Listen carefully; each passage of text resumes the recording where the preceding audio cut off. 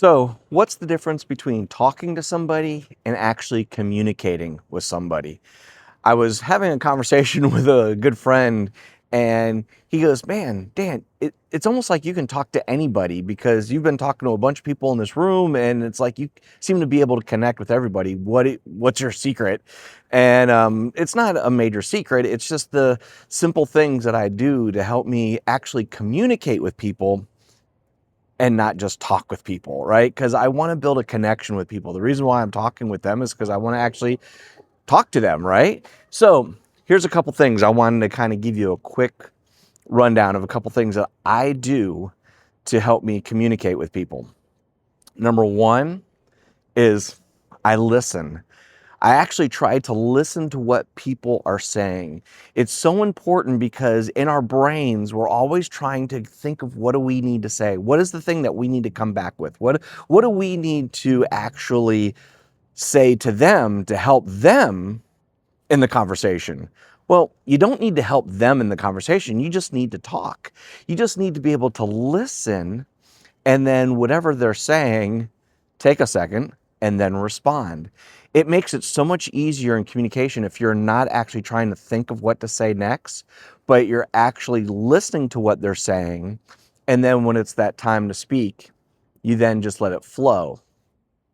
The second thing that I do that I think is so important is you need to find the commonalities. Listen, I talk to some people sometimes and they go off on these weird tangents of, like, I was talking to a person the other day and they were talking about anime and stuff like that. Listen, I'm 54 years old. I know there are probably 54-year-old people out there who love anime and stuff. That's just not my jam. That's not what I love. So I try to find out and ask questions, probing questions, to find out why do they like what they like? What do they like about the anime? Is it the stories? Is there something that has a deep, meaningful story in it? Is it just the artistry? Because the artistry is incredible. So we find some commonalities. I love a good story. I love a good, cartoon. Yeah, but I also love good movies and good shows. So if it's something we can connect on a story level, that's how I want to connect. If it's about the artistry and the beautifulness of the drawing and the action of the drawing, well, I love action movies, so that's something that we can connect with too. So find connective things, find that commonality in the conversation, and it will help you so much. You don't have to know everything about every topic when you're talking to people. That's actually, you turn into a know-it-all, and it's quite annoying actually when somebody thinks they know everything about every topic. But if you ask questions, and that's my third thing, is you need to ask questions. It's important to listen to find commonality, but then once you find some commonality, ask the questions, probe a little bit, have them share their feelings on something, have them share what they draw out of it, what they seek in it, and why it's important to them. If you do those things, you're going to be able to have a conversation with anybody. You're going to be able to talk and have moments where you're both laughing, where you're both enjoying the moment, and you're not like, oh, please, Lord, get me out of this thing. Now, are there times, and I'm going to say it, are there times when you get into a conversation with somebody and they just are killing you? They're just running and running and running, or their mouth is just, and they're taking you on this long journey of, how their family is dysfunctional and how they're dysfunctional and how they need to divorce this person. And I understand there are those moments when you got to go, maybe I need to shut this down a little bit.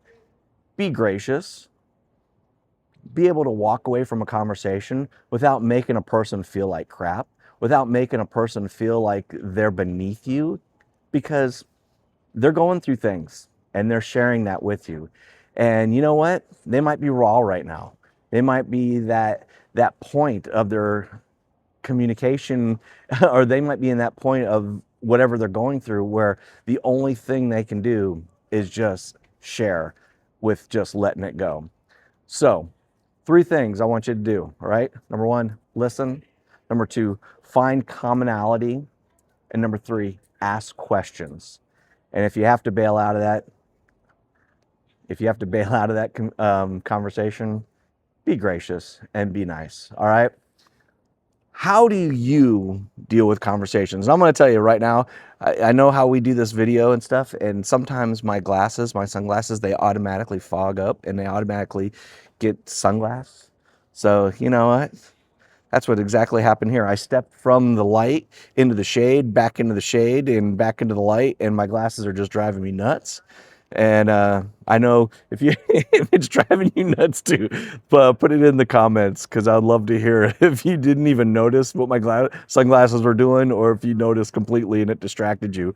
But write in the comments some of the keys that you have that help you stay in conversations and that help you maneuver having conversations with people.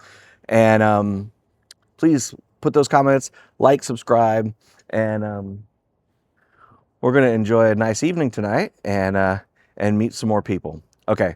Love you guys, and I'll see you again tomorrow. Bye-bye.